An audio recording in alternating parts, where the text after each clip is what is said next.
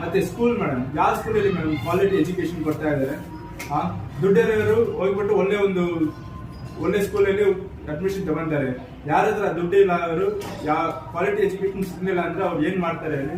ಮತ್ತೆ ಇನ್ನೊಂದು hospital, health sector madam, ನೀವು ಇಲ್ಲಿ ಹೋದ್ರೆ ಇಲ್ಲಿ ಗೌರ್ಮೆಂಟ್ ಸೆಕ್ಟರ್ ಹಾಸ್ಪಿಟಲ್ ನೋಡಿ ಹೆಂಗಿದೆ ಅಂತ, ಇಲ್ಲಿ ಕ್ಲಿನಿಕ್ ಅಲ್ಲಿ ನೋಡಿ ಹೆಂಗಿದೆ ಅಂತ, ಎಷ್ಟು ರೋಗಗಳು, ಎಷ್ಟು ಜನಗಳು ಎಷ್ಟು ಕಷ್ಟ ಪಡ್ತಾ ಇದಾರೆ ಅಂತ ನೋಡಿ ಮೇಡಮ್.